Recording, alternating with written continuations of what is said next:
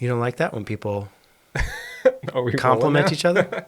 No, I was saying like listening to a podcast when somebody's talking and the other person's saying like, "Oh yeah, okay, right." I find myself doing that a lot, and I was like, you know what? I need to stop doing that. I need to let the other person talk. I'm curious. I would hope people leave comments saying, do they prefer that? Do they like the acknowledgement, or do they like the you talk, I talk, you talk, I talk? I would assume you talk, I talk, because even me, after listening to it, I was like, man, I should really shut up. Then it's more lively if we're Yeah, talking over each other. maybe. Crazier. I think what people have more of an issue with if somebody's like eating Oh, that's... and then they don't want to hear the God, chewing. that's terrible. But I don't seem to mind. Other people have said, like I've seen comments where people are like, can you not chew? Yeah, But- there's live streamers who... Yeah. Or Their I guess whole like they have stream. a cough button Terrible. or something, which I've never cared if you have to cough. That's a normal human function. So if you need to cough, there is... there a cough there's button? there's a pad, a 20 dB pad, so Oh. I can sort of like mute myself quieter so no one can hear me. Well, they could probably hear a little bit, but right. that's just like a... Yeah, if you need to slurp your Diet Coke, you can hit the pad button. But anyway, we're going to talk... You want to talk about the Sony... The what Z200? crazy... The Z200, that's what it's called? Yeah, Z200 camcorder, essentially. So in this, realm of video that we do, more docu-style, it was a very interesting camera as far as being like a little brother to an FX6, essentially having all those kind of features that you'd want in, I don't know, more of a run and gun situation. So it has built-in XLRs, has like a built-in lens, a very like wide 24 to like a 240 or something like that, and then optical zoom beyond that, so you can push it to like almost like 500 millimeter, but a small sensor. So that's the thing that I was going to kind of talk to you about. It's where 1 inch, correct? It's a 1 inch sensor, smaller than a Micro Four Thirds sensor. So I know people usually are saying like the bigger, the better when it comes to sensors, and especially low light and everything. But I find myself either shooting in situations where it's only low light, or we're shooting in, day scenarios where it's like copious amounts of lights. So again, this thing has like other features, like a variable ND, but an electronic variable ND. So you can just have it running, so you're not necessarily having to like other, like Ursa's, for instance. The NDs are The like dial. slides, and you would So see on that it. electronic ND, you can set it to some sort of like auto mode? Yep, auto. Oh, okay, Yeah. cool. The So- FX6 will do that too, right? Mm-hmm. I really like the Sony electronic ND. Yeah, it's very useful, obviously. Would you get a camera like this? I'm This thinking of Z200? renting one just to see how Okay. it performs. I'm very interested in using it for a project that I do shoot, because it's very run and gun. And I feel like in that show, it's like a travel show. So I would want to see more of the environment. So I wouldn't mind necessarily not having the fastest glass, because I feel like people sometimes are tempted to shoot wide open, and then you kind of miss the point of maybe the show, which is a travel show. And it's like, Where are we? Yeah, Are where are we? Are we in Brazil? It just looks like Boca. Yeah, right, exactly. So it's a little of that. So Okay. I think at the far end of that lens, it's like 4.5, but again, much smaller sensors, so you're going to have much more in focus anyway. But I'm open to that. How is So- this different than like what camcorders have been? Well, the 1 inch sensor is bigger than a traditional camcorder in general. Like so I third think, inch was like back in the day. That was Yeah. normal for the... So it's 2/3 it is inch. better. And then this one also has like S-Log3 functionality, or S-Intone, which is something that you can get to look like you can match it with other cameras if you are, shooting with bigger sensor cameras, the FX, 3 or FX6. So it's the Z200 Z200. Sony camcorder. Yeah. Does it have IBIS? Yeah. Oh. Yeah. And then there's other modes, which are, it's like a follow mode. So it'll crop in and essentially like follow you around. So like there's a lot of AI features built in as well. So AI autofocus, which is really good apparently on this new camcorder. And people are excited about this camera. People are super excited. At least the people in our realm that do that kind of like run and gun situation. Could be also like corporate, easy, type stuff. Yeah. Back of the ballroom situation. I just need to zoom in over this audience, So interesting to me how things go in cycles. Those patterns repeat themselves. Because it used to be that professional video was more AV style, right? Like you said, corporate ballroom, back of the hotel, wedding, whatever. And then everything went from my perspective, to the DSLR hybrid mirrorless style, shallow depth of field, lots of bokeh. That looked cool. But now that's become the default, and that's normal for everyone now. People are excited to have smaller sensors and have more in focus and yeah, I feel like it's and more convenience maybe. I mean, maybe That you would get with a camcorder. Maybe it's that, but it could also be just the field we're in, right? Because I'm gravitating towards those features because of the work. Like the work dictates what equipment you use, right? So I actually have been using the 24 to, I think it's like a 240 lens, and it's a lens that most people like wouldn't pick because it's not a fast lens. Yeah. So, but if I'm doing like a travel show, again, I want to be able to see the environment. So I'm going to shoot in a bigger, number, smaller aperture, but larger number. So for a travel show, how would you prefer it look more like Chef's Table or The Office? A little of both. So certain scenes I would prefer if it were shot, shallow depth of field, but when you're, touring the city, for instance, I would kind of want to see the actual location. Okay. So you would mix what, like an A7S? I mean, that's kind of what 3 or an kind of what we FX3 do with you'd mix and match. You'd use an Right. FX6 and one of these, or currently we just shoot with different lenses that kind of force you into that bucket. So I would assign that lens to somebody who's shooting, general coverage, because I don't want them to be creative necessarily. It's like I want you to obviously be creative with framing, but not necessarily creative with like getting the artsy shallow depth of field look. Because I don't want you shooting at 1.2. Like I know there's NDs. I know you have NDs. Don't do that, please. So it's just shoot at a f5.6, please. Because I want to see the location. But we also have macro lenses where if you're shooting at a 5.6, an f8, f11, f16, you're still gonna get like a millimeter in focus. Yeah. Okay, so you're going to mix and match. You're not going to go exclusively with these Z200s. You'll use some. Maybe because the close focus on that camera also is like right in front of the lens. So you can still get like a shallow depth of field look if you zoom in a lot and then get that kind of look. Mm-hmm. But also, I don't know. It's something I want to try. I don't want to commit to it yet. I want to try it out. I do have a job coming up. It'll be for New Year's. It'll be like an event, essentially. It'll be like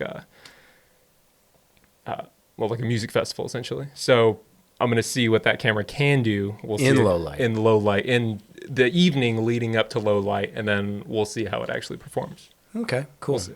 I can't imagine me personally getting excited for a camcorder because there's just so much that I don't like about the small chip. You have to like the look. Yeah. Of also like the zooms are very, I don't know, like TV show servo zoom look. Yeah. But it's also a style that has come back recently. A lot of people are shooting on camcorders or finding a way to shoot on older camcorders.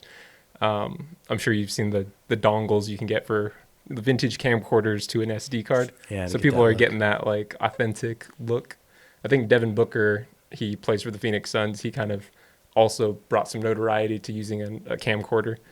He brought it to the Olympics. I don't know if you saw that. I didn't. Okay. Yeah. He brought it to like the skate park area. So like, Tony Hawk was over there with him, and I don't know. I guess it could just be the evolution of style and creativity as Gen Z or even Gen Alpha after them can continue to pick up cameras and embrace new styles that may be older styles. It's probably like we were doing Polaroids. Now they're doing camcorder. Yeah, and VHS. I had to do that recently, like fake the VHS look. So there's apps on your phone that'll make it look like a VHS tape. Speaking of which, we did an early Christmas for my family. My brother's side, they're traveling. So we did an early Christmas, and I was going to send my brother a video. So I was like, oh, obviously shoot on my phone because it's the most convenient, right? It has 3 lenses. And it was kind of fun to like use it as if it were a camcorder. And also like the HDR mode is extremely helpful as well.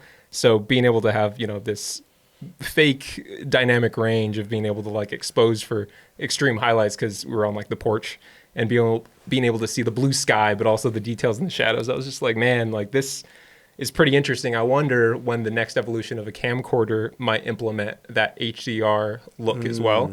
Because if you start doing that, like, do you even need NDs at that point?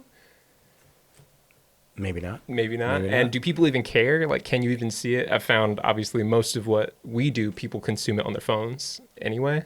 So when people are talking about, like the look of a full frame versus like the Micro Four Thirds, you get that, like, that look, that texture on a 4/3 instead of, like, the very clean look of a full frame. But you can't really tell on a phone anyway. So maybe there's a future for, like, a HDR camcorder situation that people are going to gravitate towards. Yeah, I think for me, it's just always finding that balance, the best of both worlds. Like coming from when I first learned video, it was on a Canon XL1, a Panasonic DVX100 camcorder style shooting. And it was a lot of event and sports and just news style, you know, just capturing whatever's happening, but then trying to make short films with those devices. I think I did plenty of short films on that Canon XL1, which was like such a pain to make it look like a movie at all. Like, it looked just terrible. It was on DV tape.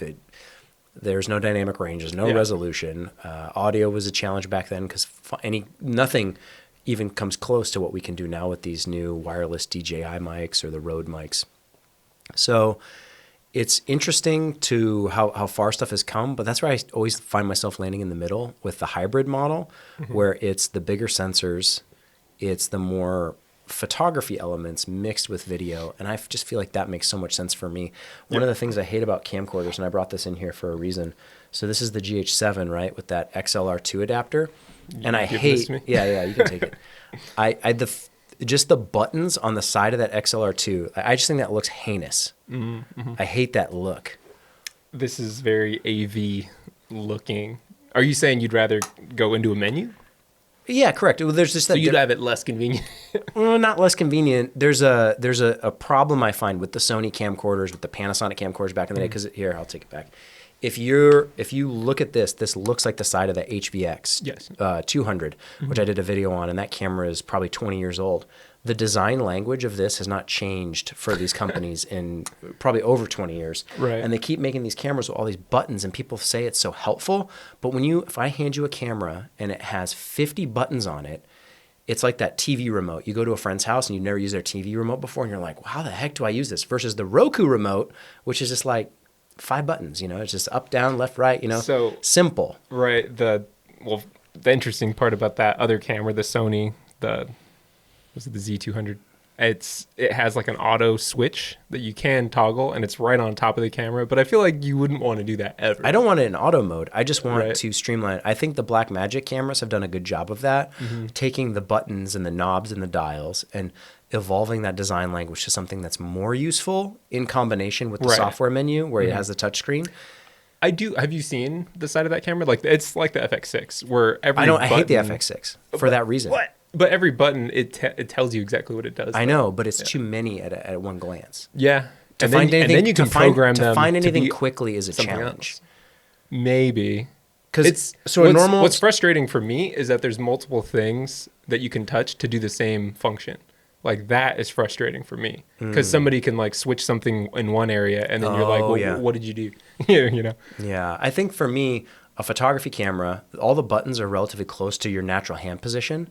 Where on a camcorder, they're on the other side that your hand isn't naturally on. It's not like there's a resting position. Sometimes they'll put it in the grip. If it's in the grip, that's fine. Like the record, stop, that's all fine. Stop, It's when it's this panel on the side of just button mayhem. It's like the audio boards or anything where you really have to look and take your time. Okay, which is the ISO? Which one is the DB? I will say the new camcorder, they did make it more or less like a lot easier than the typical Sony, because diving into the FX6 menu is horrible. It's the worst. It's like a million pages. I asked you, we were doing a shoot the other day, maybe a few months ago now, and we were trying to fix the saturation. Yeah, the matrix.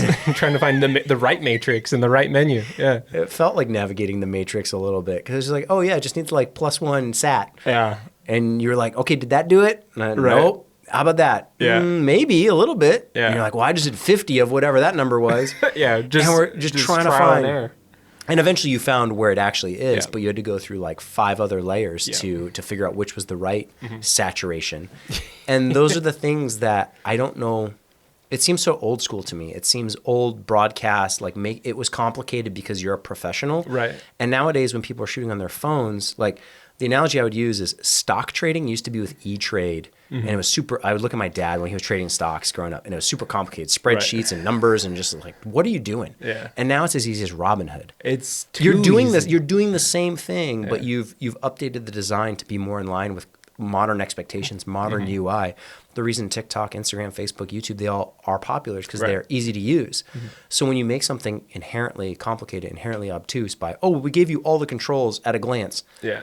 Well, I have to know what all of those do, Yeah. and I have to get so familiar with that particular camera because I guarantee you the Z200 isn't going to work exactly like the FX6. There's going to be differences. No, it doesn't. So if you're hot but swapping, on purpose. yeah, that's no. They're making it no, thank you. I'm easier. out. You're not even trying. I refuse. I think if you set it up to begin with, much like your other cameras, if you set it up, then it'll work the way you want it to. You can't just be out of the box pressing record and then be like, oh shit, like where's the button to fix this one thing? Because obviously there's certain parameters you have to set for like a max ISO that you don't want it to go to, or I'm sure there's parameters for the ND. But being able to just have those features is something that, we're asking for like a built-in electronic ND, hopefully, in the GH8. It'll be the GH8K, I'm convinced. If anything, they would do it with the Lumix S1H Mark II. That's the only place it even makes sense, probably, for the price point. Maybe a GH8 if that ever comes. But if it ever comes. Yeah. The GH7 might be the last one. I was thinking that the other day, right after I bought it. I was like, well, I had to upgrade. And once I actually started shooting on the GH7, it is a much better experience than the GH6. I was like, you know what? I do mostly manual focus on the GH6 anyway. I'll just let it roll. And then I was very tempted once the Black Friday deal started coming around. And then finally I did it. So you're happy with the GH7 purchase? I am, especially with being able to like import my own LUTs and everything. Like I think that's a great new feature, being able to like monitor. And I want to test out the other feature that you're talking about, the real-time LUT, and changing the log to log. I think that's the only good useful feature for real-time LUT. There's some gimmicky uses of it, but the more professional practical use I think for us would be if you're ever shooting Sony and you happen to have a Lumix, you could load S-Log3 on there and shoot as if it were a Sony body. Yeah. That way all the footage, you don't have to tell anyone, hey, this random batch of footage is a different log profile. You need a different LUT after the fact. You could theoretically make it easy for that editor, whoever's doing post-production, to say, oh yeah, it's all S-Log3. We shot everything S-Log3 using real-time LUT on the Lumix cameras. I think that's pretty cool. If you have the right cube file. Yes. Yeah. So I don't know. It's a much easier camera to use. And then also using the autofocus as well is a much better experience. You're liking it. Oh yeah. Because that's your first Lumix with phase detect, right? Yeah, I've always had my A7S III, which had that great focus the whole time. How do you feel like it competes? Compares? Obviously the look is still much cleaner on the full frame, but aside from that, I feel sorry. The performance of the autofocus. Do you find it's not as good as you'd want it to be? It's more reliable on faces if you're strictly focused on faces. Otherwise, if you're trying to focus on like an object, like if somebody's doing something with their hands, I would probably stick to manual focus, but because it is very sensitive. I'm sure you could adjust the sensitivity, but I would rely more so on my ability than the autofocus in that kind of situation. But again, if it's more like an interview, I would probably rely on the autofocus. Because like a lot of times they'll like, lean forward, and like those are the micro adjustments that which is our problem in here, where we're like manually focusing. Yeah, with and these yet lenses. we move around, which is probably honestly fine, but well, yeah. And again, it's more difficult to see obviously those kind of errors if you're just watching it on your phone, which a lot of our content, I'm assuming, is consumed on somebody's phone. They're probably not even watching. They're probably just listening. Well, yeah, for this specifically. We were talking about that, how when I first started the channel, doing the content, it was just talking with a picture. Yeah, and I think I told you, I was like, man, nobody's going to want to watch that. But that was before podcasting was the thing. Before it was as popular as it is now. And now I imagine most people just listen, because that's how I consume content. That's how I do it. Yeah. I just listen to people talking about whatever. I feel like most podcasts even kind of stop trying on video. There are the podcasts that do try really hard, and for a good, outcome, I think like Club Shay Shay has a really beautiful looking podcast setup. But then there's like the Andrew Schultz Flagrant podcast, which is like it's a set and it looks like a set, and I'm just like, it's kind of like, it looks like theater, you know, where it's like, it's kind of professional, I guess. Are they still doing the crazy camera operator zooms and stuff? On that show, I think. I know that obviously it's like a multicam show. I forget if they do like crash zooms, like the Logan Paul. Yeah, podcast. It's funny you bring that up. I was just thinking about it because it's funny back in the day with broadcast with these camcorders, etc.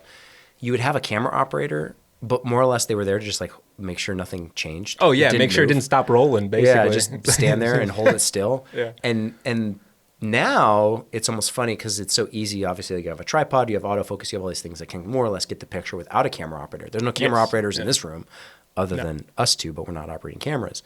But if you have a camera operator, that is almost the better way to use them, is to have them be active, have them be a participant, give it a style, because then they're actually doing something versus just the traditional. Oh, like a live switcher as well. Right. Like being able to look for like the reactions or the upcoming reactions. I think that's always like interesting whenever you see like behind the scenes of like the NFL, because you have like the director like telling all the camera operators or the switchers like, all right, make sure camera 2's ready. And you're, you know, it's like a field goal, but then he's getting ready to go to the coach's reaction if they miss or make it, right? But it's very interesting. Very, very live. You got to be those guys are really impressive.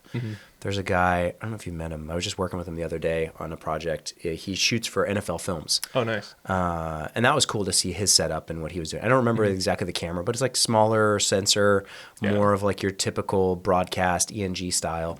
So he can do those crazy fast crash zooms, not using a photo lens. So it's fun to see how other people shoot, because I look at that and go, well, I wouldn't like that, but it definitely applies to what you're doing and how you're shooting. If it makes their job easier, right? Yeah. That's especially with, again, that new camera has like a lot of AI features, which are interesting, because I wonder how that's going to trickle down to like these other camera systems that we have that are like photo/video. I would hope it comes in conjunction with hardware updates too, like a real ND system built into the camera, because you were saying how the iPhone can do such great HDR, and obviously it has autofocus and it can do all these things. But there's always an artificial element to how the iPhone handles depth of field. You can definitely tell something's wrong with it. It looks super artificial. It looks weird and almost bad. Like it looks like bad HDR. Right. Currently. For the sake of making it look good, it almost looks bad. And I was just watching, I've been watching the Mission Impossible movies, but I was watching a clip on Instagram, because that's, you get fed like little clips from movies. And it was either 21 or 22 Jump Street. And the scene was they're standing in a warehouse. They're doing My name is Jeff. Yeah, they're doing a drug deal or something. I forget what it was, but because the whole clip had nothing to do with cinematography. But I just noticed, because we've been talking about this, the highlights being blown out and saving them as much dynamic range as possible. And this shot, Jonah Hill and Channing Tatum, they're in a warehouse, but then there's the big bay door that shoots into wherever they're at, Los Angeles or whatever it is. And the sky is like blown out, but like in that nice filmic sort of way. Like it's matted, has texture. Yeah, matted, has texture. It's just like, it's not 100%. It's like 97 or something like that. And I was looking at it going, if you had, the perfect camera to get the maximum dynamic range, because someone said in a comment, and I don't know how true this is or not, but that the human eye has like 21 stops of dynamic range, or 22 or something. I've always wondered. And I kind of replied back just saying, yeah, but how many stops dynamic range does the screen you're watching have? Because that's the ultimate thing, right? You're not looking at reality. You're looking at a screen, and you're compressing everything to fit that range of the television screen, the computer monitor.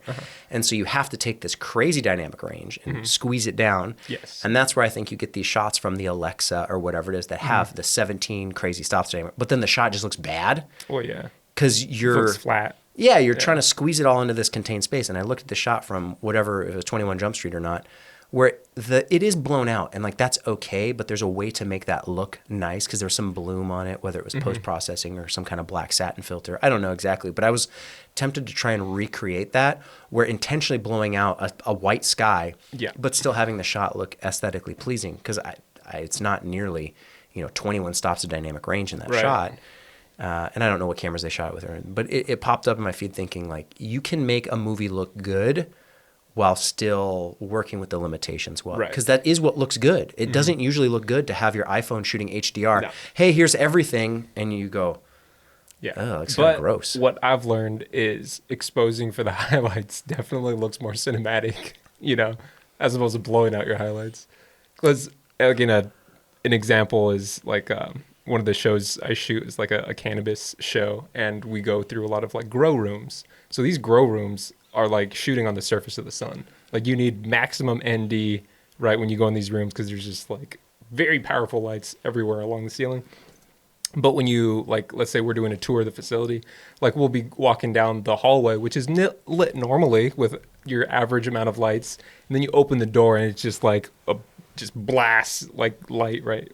And it's impossible to get that in the same shot, right? The shadows, the new shadows, like even though you're exposed for the hallway, once you open that door, you either have to expose for that room or it just looks terrible, right? So again, having like a variable ND, which immediately would compensate for that, which would be great. Otherwise, the NDs we have are variable, but we have to either do it as they're opening the door kind of thing, or we just set up a new scene in there and then have them walk in kind of deal. But what I've found is like I was doing like some silhouette shots. So I would expose for the room, but have the hallway dark and have like the silhouette of somebody standing in front of the door.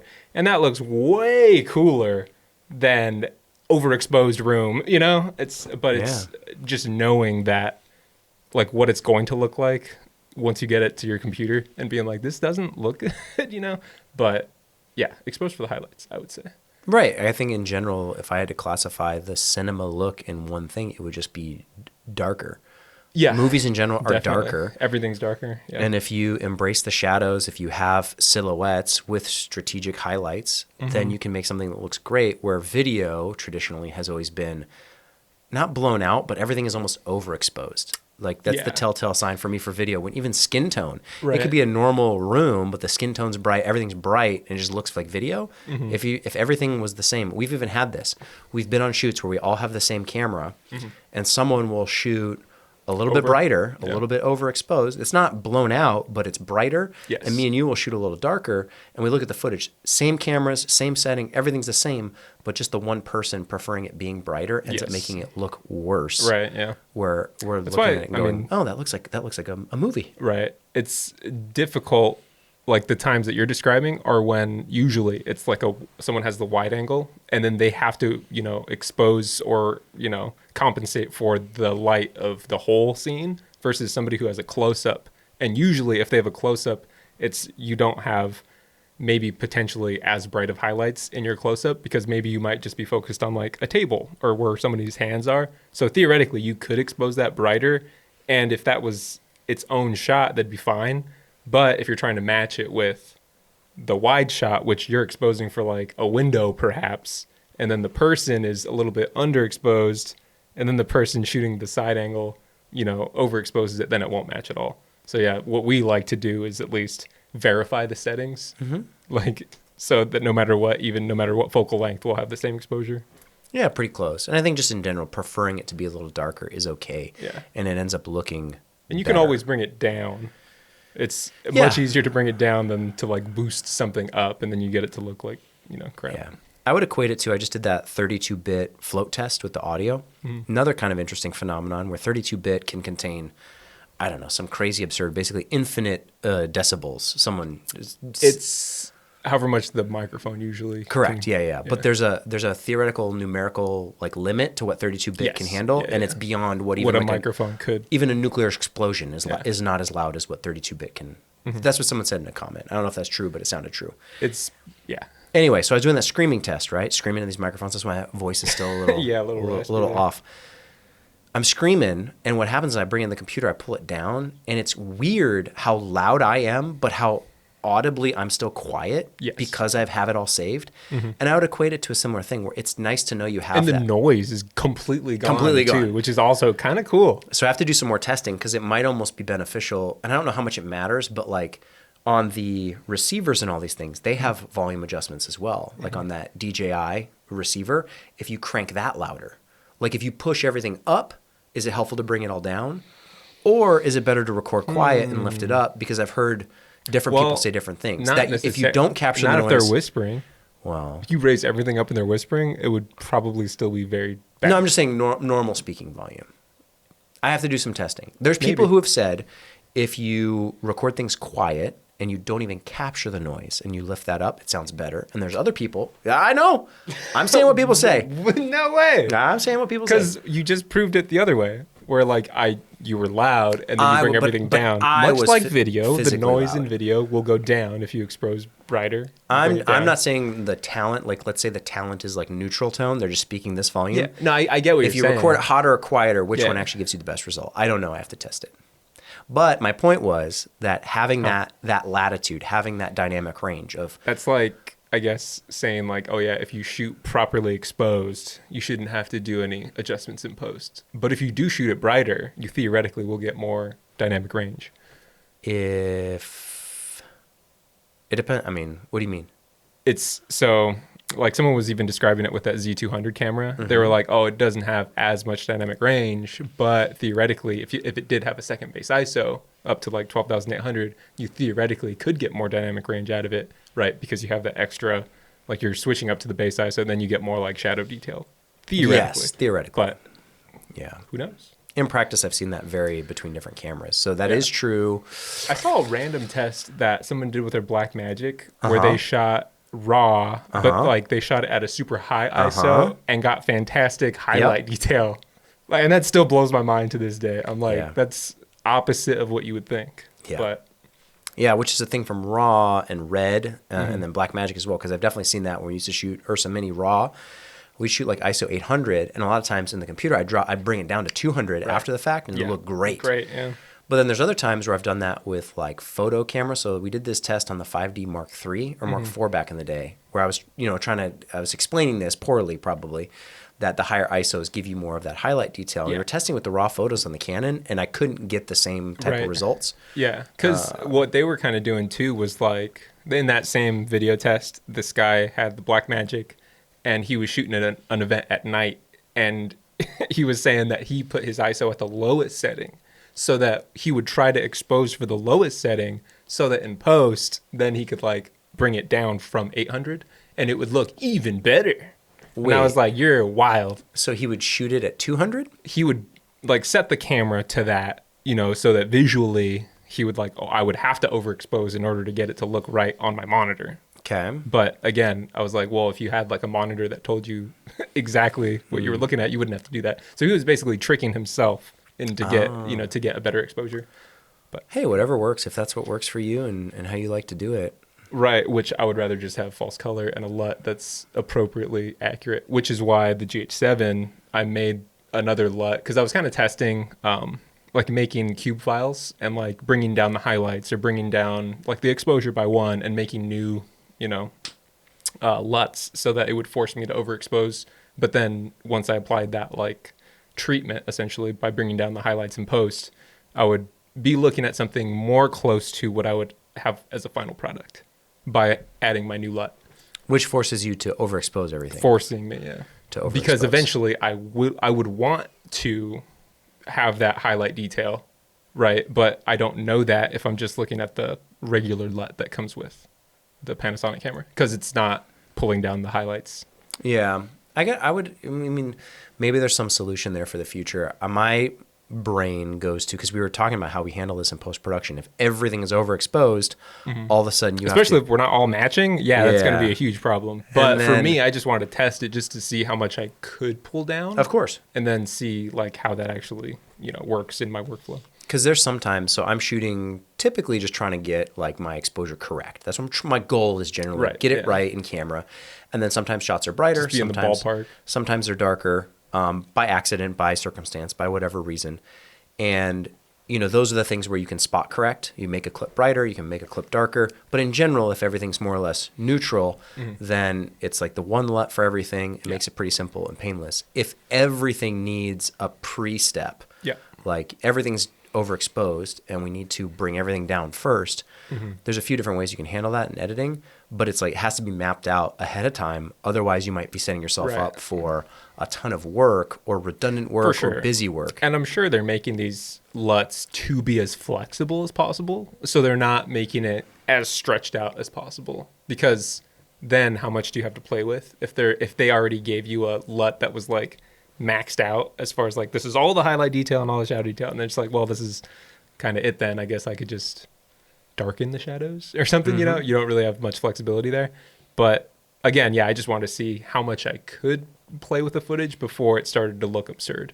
Yeah. But which you were saving some highlight detail, which was quite nice. Yeah. I was very impressed. Wow. That was on the GH7, right? And that was, yeah. And then now I'm like, ooh, I kind of want to do it on my Sony camera now too. Are you interested in recording to SSDs? I've never really had an issue with my SD cards, but I have like the faster SD cards, so it's not. And never been an issue. Do you have any CF Express Type B cards?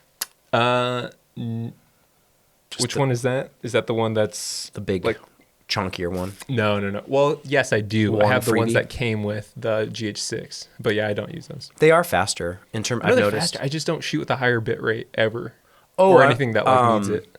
You should. I would recommend you try it because just the responsiveness of like clicking record and seeing it record. It just everything seems snappier with the faster cards, and then I don't know. Dumping the footage goes faster as well. But you don't have to. Sure, the SD cards are totally fine. Yeah. But the CF Express type, there is a noticeable. I'm telling you though, it's like same thing with upgrading my cage recently. It's like a lot of things I will keep because it's like this works. Yeah. Like I don't want to have to be like, I gotta get 8 new cards or whatever.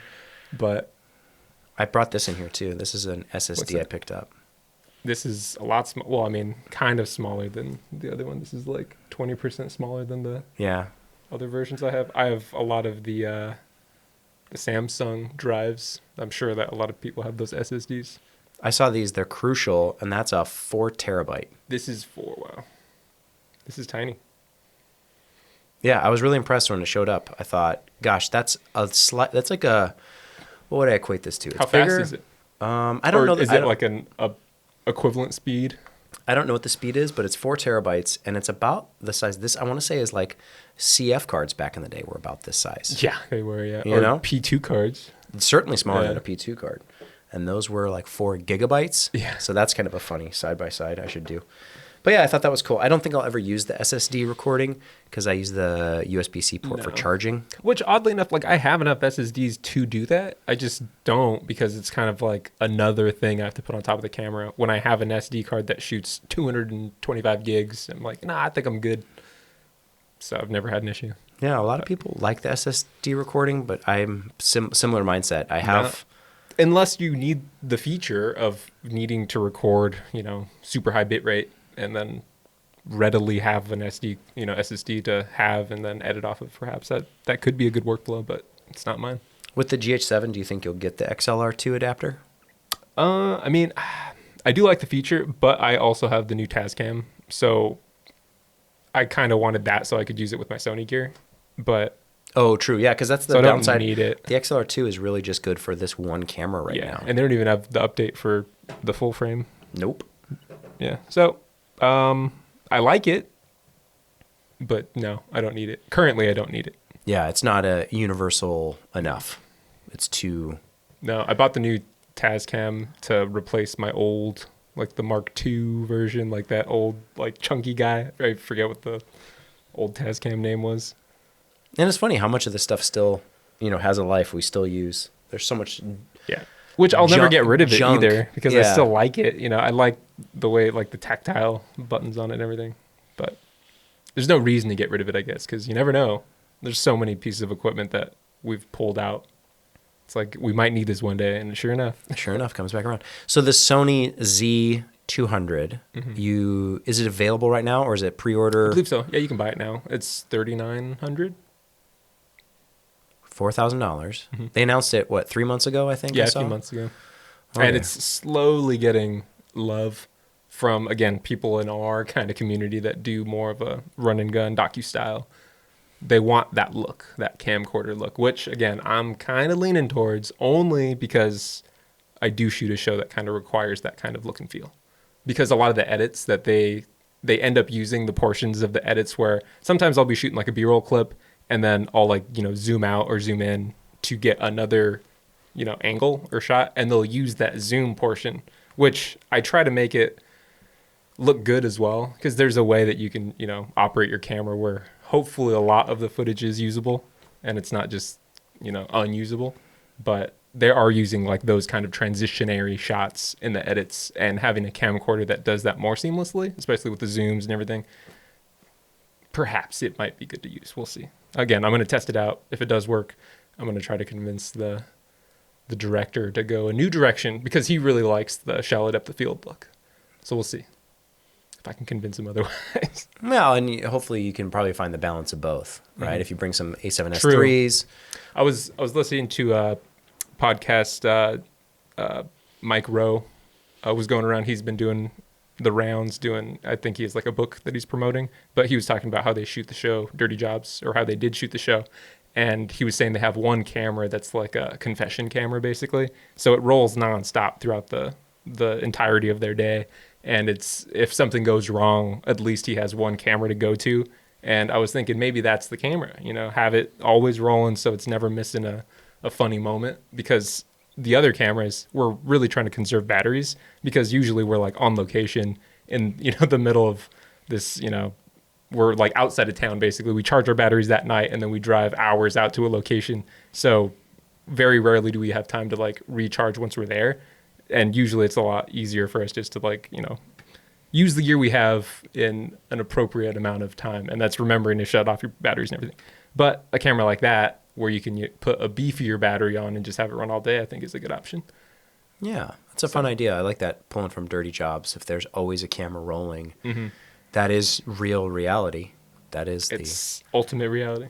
But then pairing with more of the stylized cinematic shots, the shallow depth of field that are more staged, more intentional, and get the best of both worlds. Yeah. So we'll see.